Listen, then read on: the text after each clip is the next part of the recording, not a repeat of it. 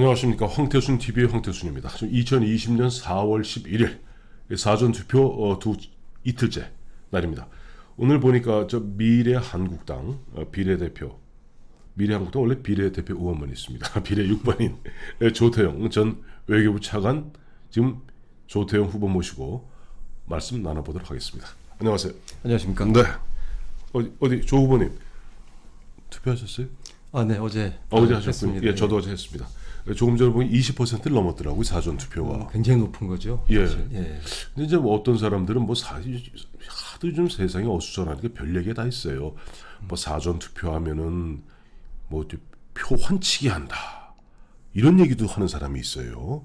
또 어떤 사람은 특히 보면 우리 이제 우판에 보면 군소 정당이 몇 개 나와 있지 않습니까? 네, 그렇습니다. 그러다 보니까 군소 정당 쪽에서 뭐 자기들 유리하라고 약간 괴담을 퍼뜨리더라고요.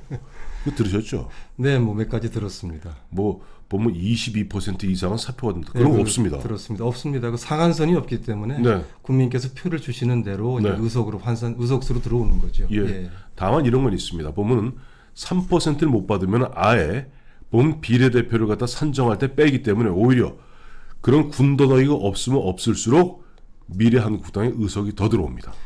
지금 말씀하신 그대로 네. 만일에 뭐 어느 당이 됐든 간에 네. 3% 이상이 됐다고 하면 네. 얻으면서 한 석이라도 받을 겁니다. 네. 한 석이라도 받으면 좀 나은데 제가 알기로는 네. 그 보수 쪽의 군소 정당들이 불행히도 네. 3%가 넘는 정당이 한 번도 없고 어느 여론조사에도 넘은 적이 없습니다. 네, 그렇습니다. 반대쪽은 사실은 열린민주당이라는 게 엉터리긴 해도 네. 편집해서 좀 아닙니다.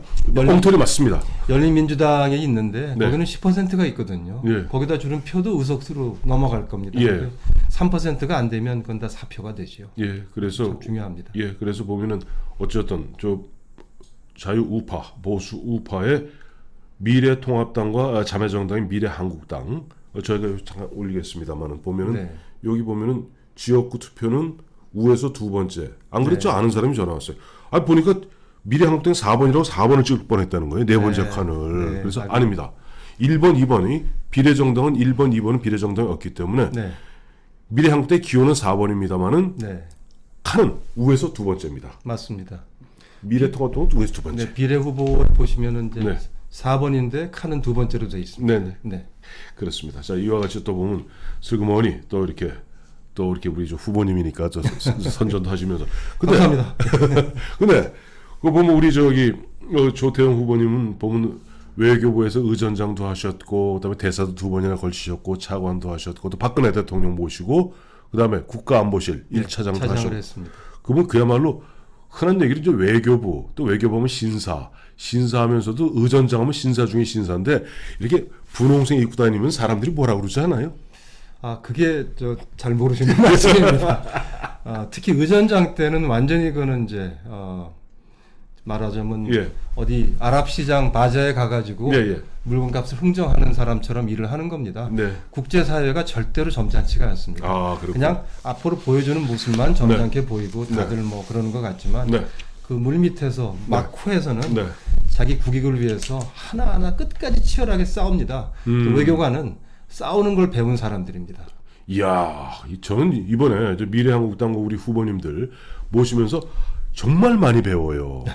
정말 많이 배워요. 예. 어제도 보니까 전주의 후보님 나오셨는데 네. 보면 또 그분은 또 부장판사까지 하신 판사 분이니까 분이시죠. 예. 또 새로운 시각으로 팍 찍어주시는데 네. 제가 어제 전주의 후보님한테 무릎 꿇고 두 팔 들고 아이고 한 수 배웠습니다. 근데 오늘도 또 우리 조태영 후보님한테 무릎 꿇고 두 팔 들고 한 수 배웠습니다. 바로 외교관은 그야말로 전장터에서 국익을 위해서 죽어라 싸우는 사람인데 우리나라에 안 그런 사람들이 많더라고요. 네. 이제 하나하나 이제 따져볼 텐데 네.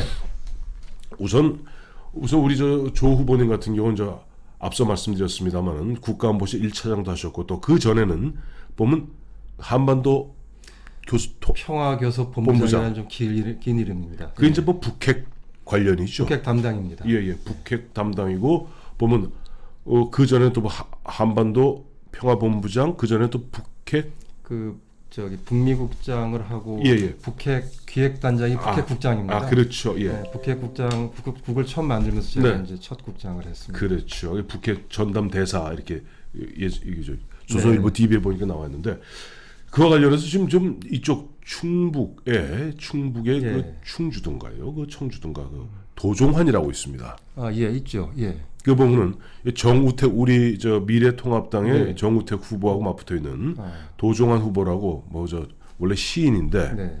보면 이 양반이 저 뭐 문화부 장관도 지났어요. 예. 국무위원입니다. 그렇습니다. 그런데 어제 그제 희한한 얘기를 했어요. 미사일을. 네. 우리 보면 그 정우택 후보하고 도종환 뭐 둘이 저 보면 TV 토론 가운데 북한은 한국이 한미 연합 훈련을 하고 예. 그 다음에 F-35 등을 청주 비행장에 배치하기 때문에 네. 흔한 얘기로 자의적으로 미사일 발사 실험을 하는 것이고 대한민국이 미사일 더 많이 쏘았다라고 얘기했는데 그거 어떻게 봐야 돼요? 이런 거는 참 정신이 없어요. 이건 좀 정리가 필요할 것 같습니다. 네네. 우선 정리 좀 해보겠습니다. 네. 우선 첫째 국제법부터 좀 들어갔으면 좋겠습니다. 네네. 국제법적으로 안보리의 결의, 법적 그 구속력이나 안보리의 결의는 국제법입니다. 네. 그러니까 북한은 네. 탄도 미사일 기술을 활용한 미사일 발사 자체가 네. 안보리 결의 위반, 예. 즉 국제법 위반입니다. 네네.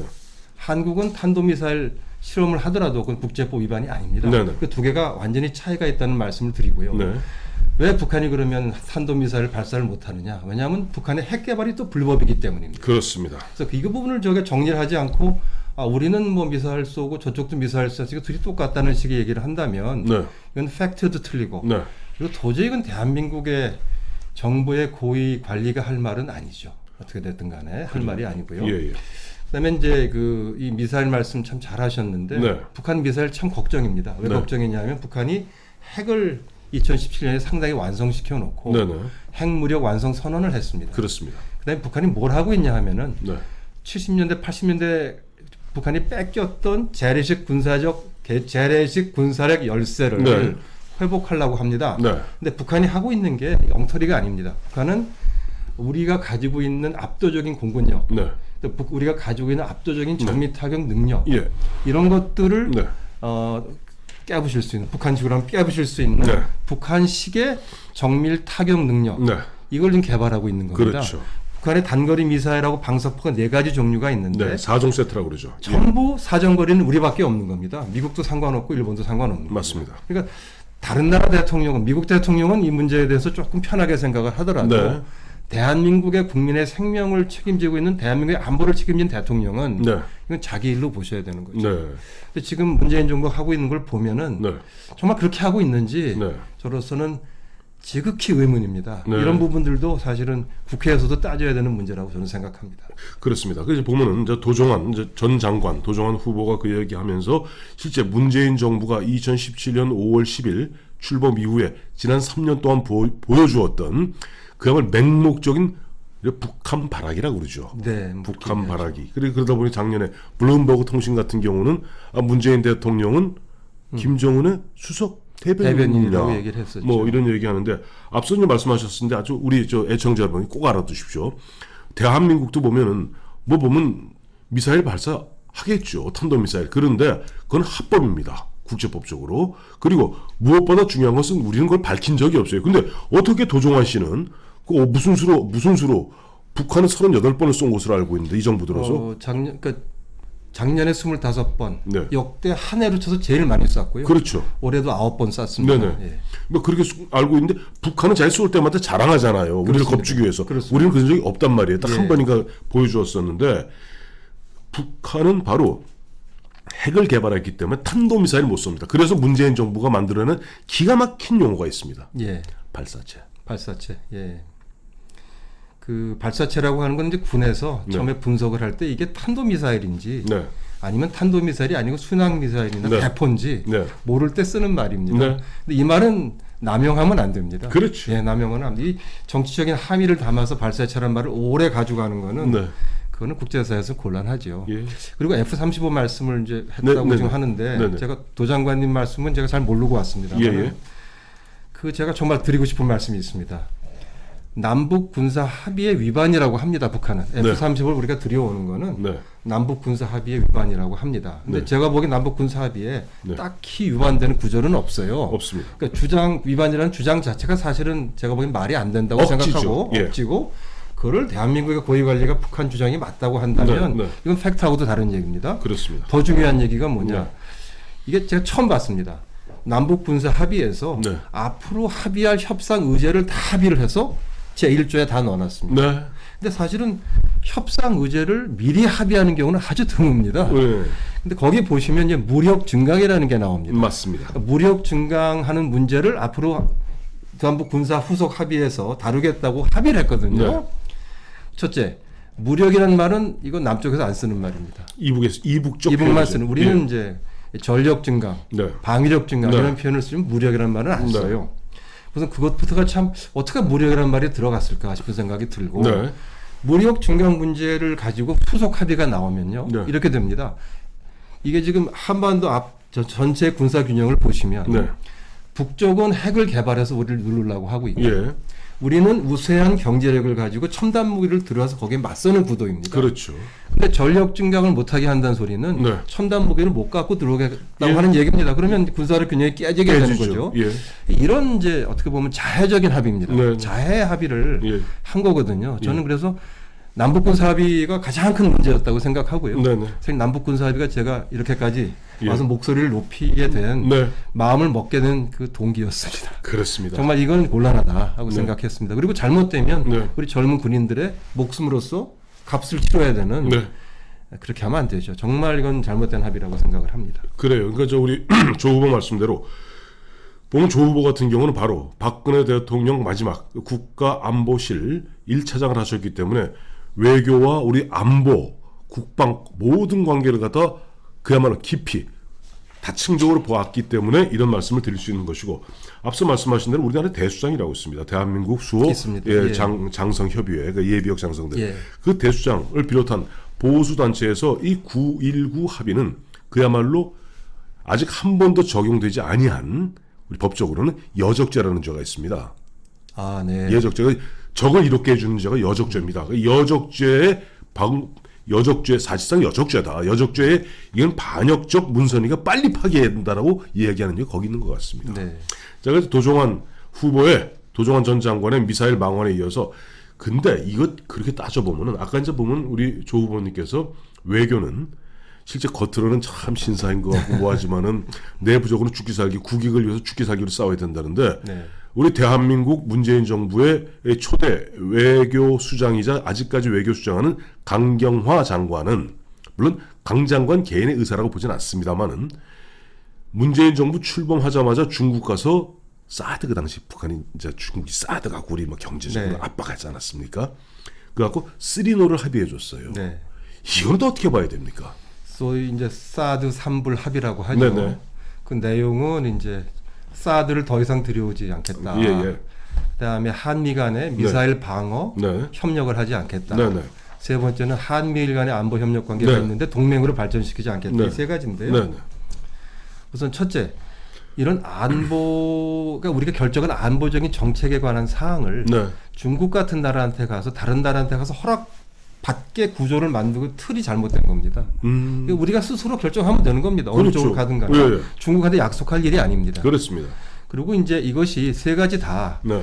핵 위협 때문에 예컨대 미사일 방어 같은 걸 네. 늘려야 되거든요. 그렇죠. 어쩌면 우리 돈으로 사드를 사가지고 들어와야 될지도 모르고 뭔가 판단이 필요할 겁니다. 네네. 왜냐하면 북한의 미사일이 세졌으니까 막는 네. 우리 능력도 세져야 되거든요. 그렇죠.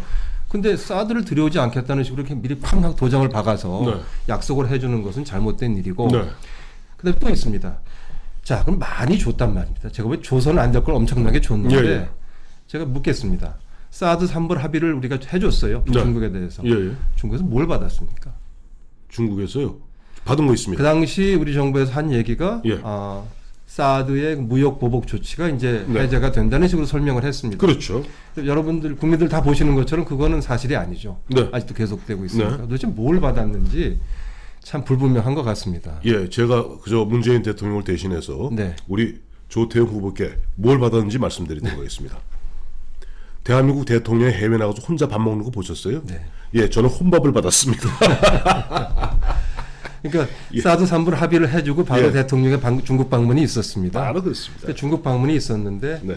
대접을 잘 받고 우리의 필요한 사항을 해결하고 예. 특히 사드 보복 이거 해결하고 와야 되는 거 아니겠어요? 네네. 이 정도 약속해줬어요. 네, 그렇죠. 그런 거 없이 혼밥 논쟁만 생겼기 때문에 10개 중에 8개를 혼밥 드셨습니다. 주고받는 장사를 네. 장사라는 표현은 좀 저속합니다만은 이 외교가 외교가 뭐 아까 말씀하신- 잘못됐다. 예. 치열하게 싸우지 않았다. 그렇죠. 저는 그렇게 얘기합니다.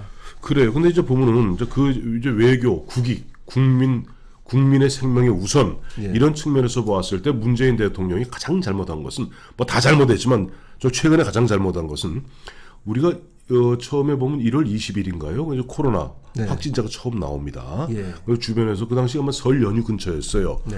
그 걱정하면서 그때는 우한 코로나, 우한 폐렴이라는 표현을 썼습니다. 그렇습니다. 그때 보면 그 중국에서 하루에도 말이야 수천 명씩 들어오는데 이거 막아야 되는 거 아니냐. 네.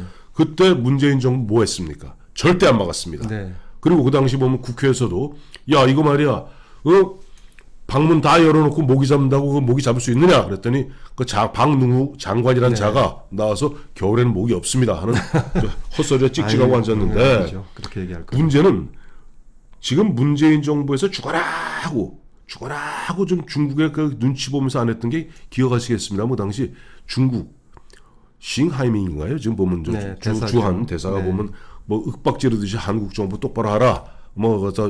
입국 제한하면 재미없다 하는 그런 투의 얘기를 하니까 그때 시진핑 방안을 갖다가 그야말로 거기에 온통 목을 걸어서 뭐 그런 것이 아니냐 하는 분석이 있는데 시진핑 방안이 연기됐어요. 네.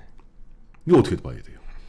그러니까 중국인 방문을 들어오는 걸 좀 막아서 네네. 초기 확산을 막아야 된다고 하는 얘기를 네.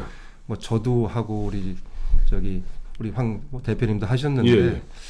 이게 사실은 저희들이 한 얘기가 아니죠. 네. 이게 지금 대한의사협회나 네.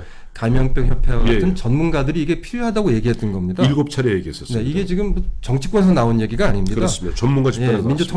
민주통합당이나 죄송합니다. 미래통합당이나 미래한국당이 한 얘기가 아닙니다. 그 전문가 얘기를 듣지 않고 열어놨던 겁니다. 이건 그렇습니다. 분명히 하나 해야 될 것 같고요. 예.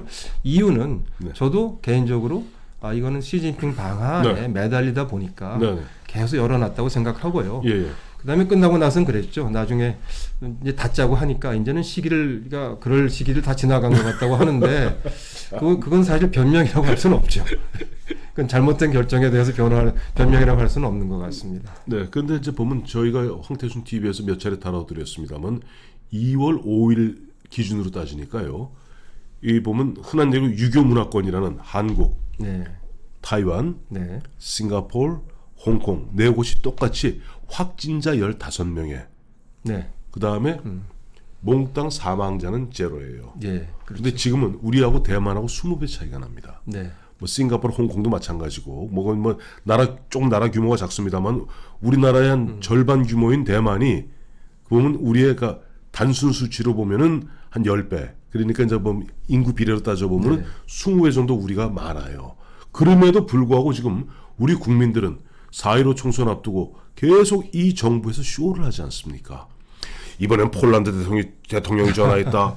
어제는 마이크로소프트의 빌 게이츠가 전화했다.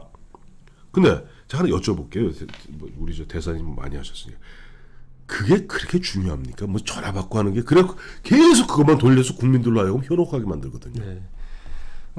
저는 이제 외교를 했던 사람이니까 예, 예. 외국 정상이 전화해서 참 좋은 얘기를 하는 것도 중요하다고 생각합니다만 네네. 좀 아까 말씀하신 것처럼 아까 근데 몽골도 있습니다. 몽골 네. 같은 나라도 중국하고 접경돼 있는 나라입니다. 네네. 우리나라는 접경은 아니지 예, 않습니까? 그렇죠. 우리보다 베트남은 인구가 훨씬 많습니다. 많습니다. 근데 지금 환자고 사망자를 보십시오. 예. 저희랑 비교가 안 되지 않습니까? 따라서 저희가 이런 일은 국민의 건강을 제일 먼저 생각하면서 네네. 과학적인 팩트에 입각해서 정책을 짜야지 네. 다른 고려사항은 다 뒤로 넘겨야 되는 겁니다. 네. 문정부는 그렇게 하지 않았다고 생각하고요. 네. 그다음에 전화를 받아서 이제 뭐 그 얘기를 할 수는 있겠지만은 네. 뭐 기분 좋고 저도 높이 평가하는데 그거로 끝이죠. 뭐 다른 게 없었어요. 그걸로 끝입니다. 그 G20 화상회의 정상회의를 했는데 네. 그 이제 사우디가 지금 정상국 의장국이라서 주선해서 쭉 했어요. 근데 네. 아이디어를 문 대통령이 제일 먼저 얘기했다고 하는데 네. 뭐 좋습니다. 네. 근데 화상회의 연락했는데 또 뭐가 나왔죠? 그 화상회의를 하기 전에는 네. 우리 꼭 필요한 기업인들은 좀 갈 수 있게 네네. 이렇게 이제 문을 좀 여는 이런 것들을 좀 의논하겠다고 했어요. 정부에서. 네네. 끝나고 나서 보니까 무슨 의논이 돼가지고 네. 그 성과가 나왔다는 얘기가 없거든요. 네. 제가 하고 싶은 얘기는 너무 급하게 그렇게 네. 자랑부터 앞세울 게 아니라 네. 참 내용, 그 실질에서 우리의 국익을 찾는 게 더 중요하다. 네. 그러고 나서 그 다음에 홍보다. 그러니까 내용이 먼저 있고 그 다음에 홍보를 해야지 내용이 없는데 홍보를 먼저 하다 보면은 네. 나중에 좀 뒷감당이 안 되는 수가 있습니다. 예, 이제 우리 저 영어에서 이런 거, 영어 속담에 이런 거 있지 않습니까? 보면은 말이 마차를 끌고 와야 되는데 마차가 말을 끈다, 뭐 이런 속담이 네. 있는데 이 친구들은 이 정부의 특징이 뭐냐니까 일단 홍보부터 합니다. 네. 일단 홍보부터 합니다. 그 홍보부터 하면 놀랍게도 국민들이 홍보 프레임에 갇혀버려요. 근데 실제 무슨 얘기가 있었는지에 대해서 나중에 문제를 제기하면 헐뜯는 게 돼버립니다. 그러니까 이 좌파들이 잘하는 것이 바로 그 프로파간다하고 에지테이션이에요. 네.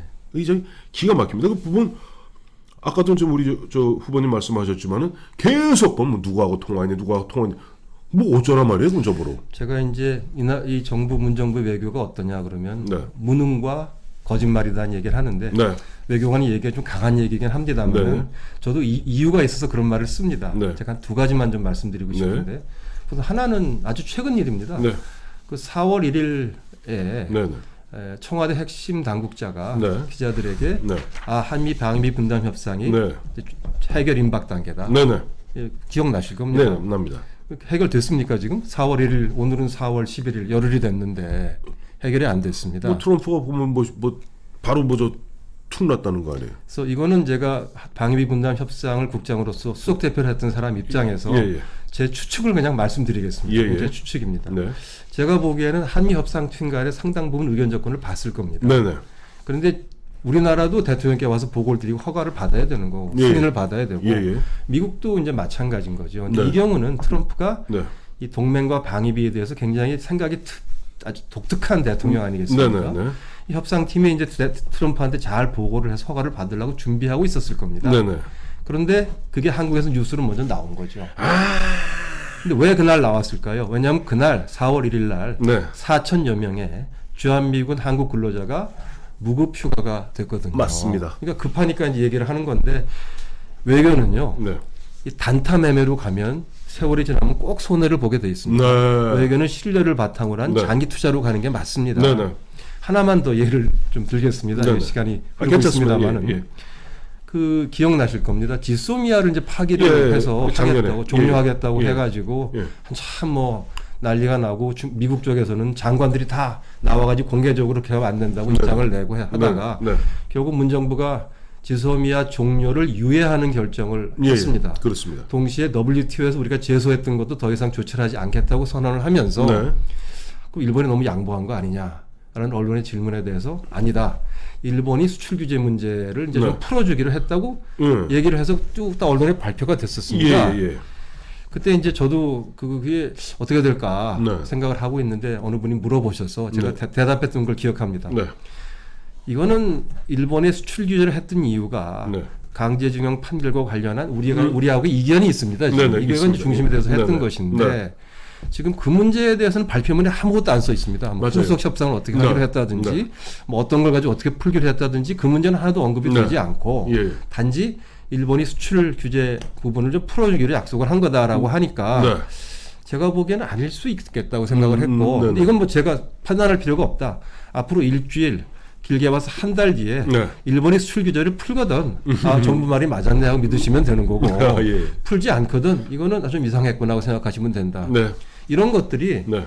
참 많이 있습니다. 예. 그러니까 그때 하루 이틀은 이게 통했어요. 그래서 그래서 지소미아 종료를 유예하는 것이 일본으로부터 상당히 양보를 받아내서 네네. 유예했다고 얘기할 수 있지만 이게 뭐 얼마를 가겠습니까? 그러니까요. 예, 지금 정권은 5년 바라보고 해야 되는 거 아니겠습니까? 네, 맞습니다. 그래서 그런 점에서 외교를 너무 국내적으로 활용하려고 하는 거, 또 이용하려고 하는 거, 네. 어느 분은 악용한다고 하시는데 예. 이런 것들은 결국은 스스로한테 해를 끼칩니다. 왜냐하면 이게 버틸 수가 없습니다. 지탱이 안 되거든요. 맞아요. 네.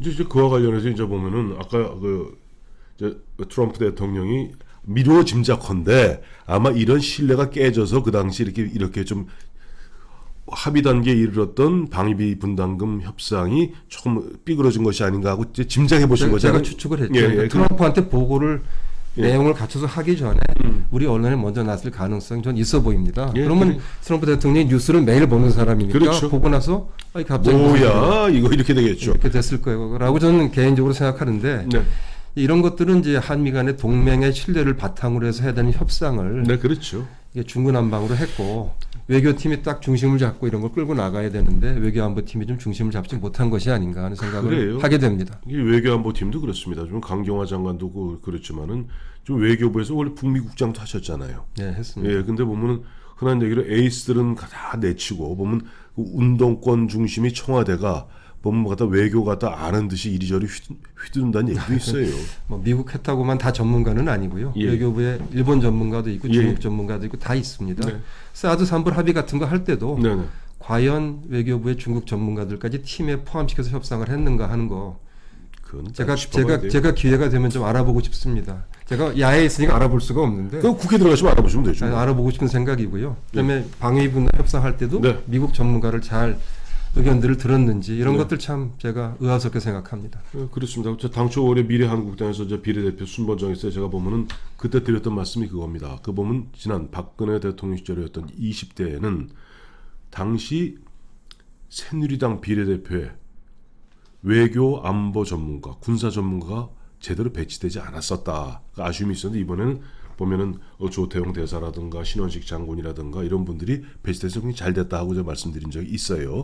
근데 보니까 지금 보니까 우리 조태용 우리 저 후보님은 여기 나오네. 6번이니까 확실히 들어가시겠네요. 자, 그럼 그리고 대사 2번 하셨는데 최근에 보니까 저 해리스 대사가 주한미 대사가 뭐 11월까지만 하느니 마느니 얘기하는데 제 짐작입니다만은 아까 우리 조 후보님 말씀대로 보면 한미 간에 이미 동맹이 문재인 정부 들어서 동맹이라기보다는 이상 관계로 좀 보면 설정되어 있지 않습니까? 그러다 보니 그런 뉴스가 나오는 것이 아닌가 하는 짐작을 해보는데 어떻습니까? 그 해리스 대사가 굉장히 개인적으로 고통스러운 경험을 하나 했다고 저는 제가 드리는 말씀입니다. 제가 뭐 해리스 대사가 한 얘기는 아니지만 네네. 굉장히 이례적이고 고통스러운 경험을 했다고 저는 생각합니다. 네. 뭐냐면요. 작년에 넘어간 거예요? 아닙니다. 그거 말고요? 뭐 그것도 있지만 지소미아 그 종료 결정에 대한 미국 측의 강한 그 네. 반발이 있었지 않습니까? 그렇습니다. 압박이 있지 않았습니까? 네네. 그러고 있고 나서 이제 그럴 때인데 네. 우리 이제 외교 차관이 뭐 보도가 됐던 내용입니다. 네네. 외교 차관이 해리스 대사를 불렀어요. 네네. 불러서 초치한다는 표현을 썼었습니다. 그렇죠. 그때. 예. 그 미국 입장, 정부 입장 잘 알았으니까 더 이상 공개적으로 그런 얘기를 하지 말라고 하는 말하자면 야단을 좀 친 거죠. 네네. 네, 야단을 쳤는데 제가 야단 친 거에 대해서는 문제 삼지 않습니다. 네. 안 삼겠습니다. 왜냐하면 한미가 동맹이 하지만은 네. 입장이 다를 때도 있으니까. 예, 그렇죠. 저도 차관할 때 뭐 미국 대사랑 맨날 좋은 얘기만 할 수는 없습니다. 네네. 제가 문제를 삼고 싶은 거는 바로 직후에 그거를 언론에 공개했다는 것입니다. 그러니까 우리가 많은 건 어려운 대화를 가집니다. 네. 뭐 차관과 대사가 할 수도 있고 네. 다른 사람들끼리 할 수도 네. 있지만 한미는 동맹국입니다. 네. 우리나라 동맹국 딱 한 나라밖에 없습니다. 미국입니다. 그래서 네. 동맹국끼리는 네. 이견이 있더라도 물밑에서 고함을 지르고 싸우더라도 네. 밖에다가는 결속된 모습을 보이는 게 동맹국입니다. 그렇습니다. 그렇게 해야 되는데 네. 그거를 대사를 불러서 야단쳤다는 얘기를 바로 언론에 공개를 해버린다 이거죠.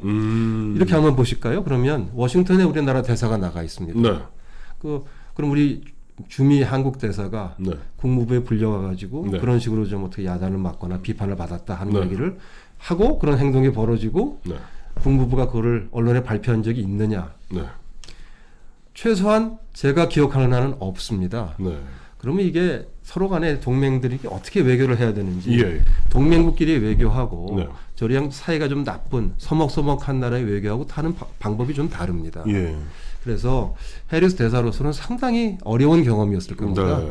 어디 언론 보도를 보니까 해리스가 네.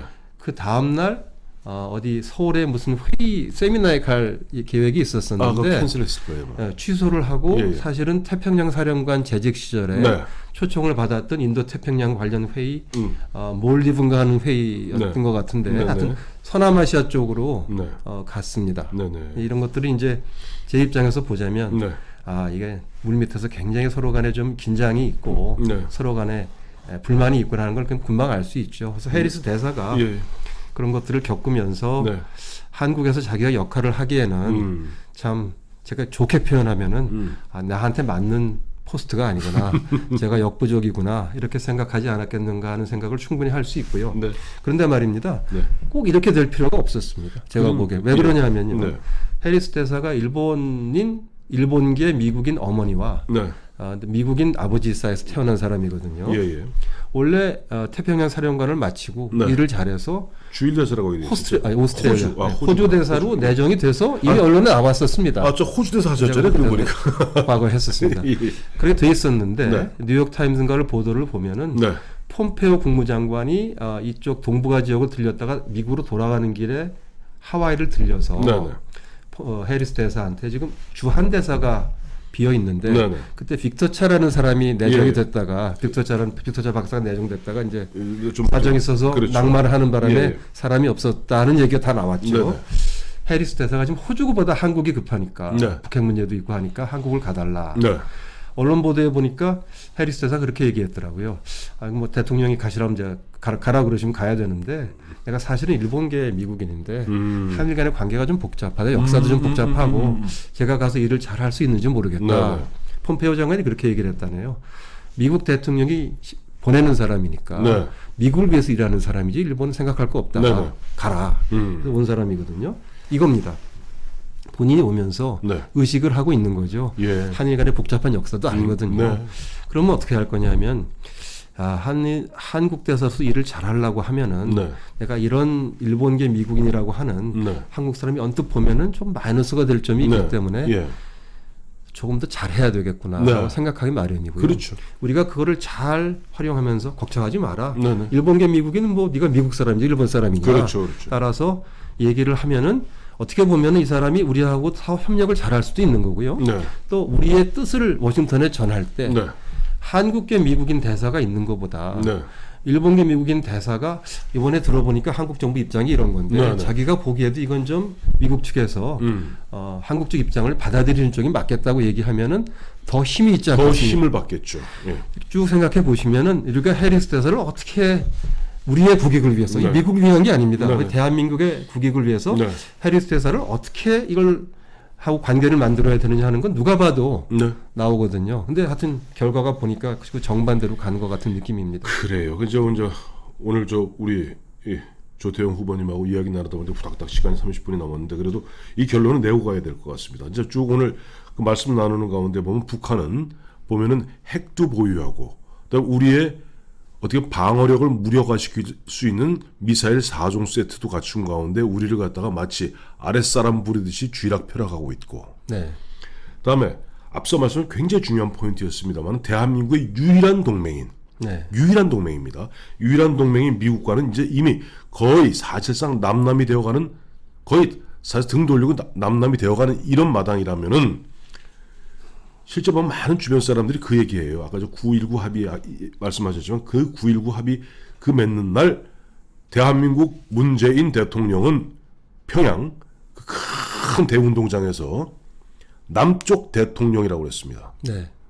기억합니다. 예. 남쪽 대통령, 네. 남쪽 대통령이라고 그 북한 15만 시민들한테 평양 시민들한테 얘기했는데 많은 사람들이 걱정하는 것이 야 이거 보면 유일한 동맹은 이미 사실상 남남돼가고 그다음에 핵을 갖고 있는 북한이 우리의 방어력조차도 무력화시키는 이런 단계 간다면은 또 이번 4.15 총선에 유시민이가 얘기한 대로 또 지금 이해찬이 얘기하는 대로 만약에 저들이 과반을 넘어서 의회 권력까지 완벽하게 장악한다면은 유시민 180석 얘기하고 있어요 지금. 네. 언론에서 봤습니다. 예, 하고 있다면 이거 저 낮은 단계 연방제로 가는 거 아니냐 걱정들 많이 합니다. 그 지금 문정부에 있는 사람들 네. 대다수라고 저는 생각합니다만 네. 생각이 10년 전에 12년 전인가요? 멈춰 있습니다. 네, 그러니까 북핵은 자위용이고 네, 북한은 우리랑 평화 체제를 잘 만들어서 네. 협력 관계를 만들 수 있고 네. 이런 식의 어떤 옛날 생각에 갇혀 있는데 네, 김정은이 얘기하고는 10년사만 보시더라도 네. 지금 북한의 목적을 그렇게 보는 것은 저는 합리적이 아니라고 보고요. 네, 네. 북한은 60년대까지는 북한이 군사력이 강하지 않았습니까? 우리보다 강했죠 사실. 그러다가 70년대에 또 월남이 패망하면서 얼마나 우리 국민들이 마음을 졸였습니까? 그렇죠. 그러다가 북한 경제가 무너지면서 이게 이제 균형이 대한민국에 유리하게 예. 왔거든요. 네. 게다가 89년부터 이제 냉전이 해체되면서 네. 소련이 없어지고 없어졌죠. 중국도 다른 나라가 되면서 그렇죠. 그때 한 89년부터 네. 한 지금 2009년 10년까지 네. 말하자면 북한의 전략적인 입지는 너무나 어려웠던 거죠. 네, 네. 그때는 북한은 방어 수세를 할 수밖에 없었을 겁니다. 네. 근데 북한은 김정은은 그렇게 생각하지 않습니다. 제가 보니까 네. 김정은은 이제 본인들이 핵을 가졌고 네. 한미 관계 동맹도 보니까 미국하고 정상회담도 하면서 네. 또 연합훈련도 중단시키면서 네. 과거하고 다른 식으로 좀 끌고 가려고 하고 있고 네.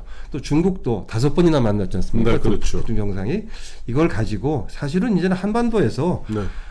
자기 아버지인 김정일 때는 한반도의 전략적인 주도권을 남측에 넘겨줬었지만은 나는 그렇게 할 필요 없다. 네. 그 전략적 주도권을 찾아와서 네. 그런 목적이 뭐냐? 남쪽을 밑으로 보면서 부릴 수 있다고 생각하는 거죠. 네.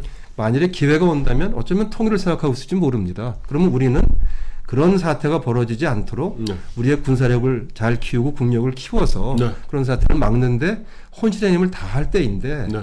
그 북한의 무슨 말을 믿고 환상에 빠져서 정책을 편다든지 하는 것은 굉장히 위험한 일이다 하는 말씀을 드리고 싶습니다. 그렇습니다. 자, 그래서 우리 4월 15일 오늘 어제 오늘 지금 사전 투표 계속 진행 중에 있고 4월 15일 4.15 총선이 정말 대한민국의 운명을 가르는 분수령이 될 겁니다. 네. 지금 보면 도화 저는 여론조사 크게 믿지 않습니다. 특히 요즘같이 여러 가지 문제가 많은 여론조사 믿지 않습니다만은 그럼에도 불구하고 저들은 계속 147석이니 180석이니 하면서 흔한 얘기로 보수 우파한테 기를 죽이고 그러니까 자포자기하게 만들려고 그래요. 그래서 제가 계속 만나는 사람들마다 얘기합니다. 아닙니다. 여러분 표를 찍어야 됩니다. 나와서 표를 찍어서 바로 표를 찍어서 대한민국을 지켜야 됩니다. 말씀드리는데 끝으로 우리 조태용 후보께서 한번 있잖아요. 그런 거 있으면 몇 번 찍어주세요. 이런 거 몇 번 한번 해주세요. 좀 이렇게 말씀드리고 싶습니다. 예. 이게 외교 안보라고 하는 거는 좀 추상적이고 네. 이 경제하고 살림살이랑 달라서 이게 본인 피부에 와닿지 네. 않는 이슈입니다. 그런데 네. 외교 안보가 무너지면 나라가 어떻게 되는지는 국민들이 다 아십니다. 네. 그래서 지금 코로나 바이러스와 코로나 경제난 때문에 네. 우리가 경제가 이슈가 되어 있긴 하지만은 네. 표를 던지실 때 외교 안보에 대해서 과거 3년 동안 문정부가 어떤 정책을 폈는지 네. 그 정책이 맞는지 네. 미래한국당이나 미래통합당은 어떤 정책을 주장하고 있는지를 보시면서 네. 표를 던질 때 그것도 좀 감안하셔서 이 미래한국당에 한 표를 던져주시면 저희가 대한민국을 지키기 위해서 강하고 존중받는 나라로 만들기 위해서 최선을 다하겠습니다. 네. 우리 조태용 후보 감사합니다. 감사합니다.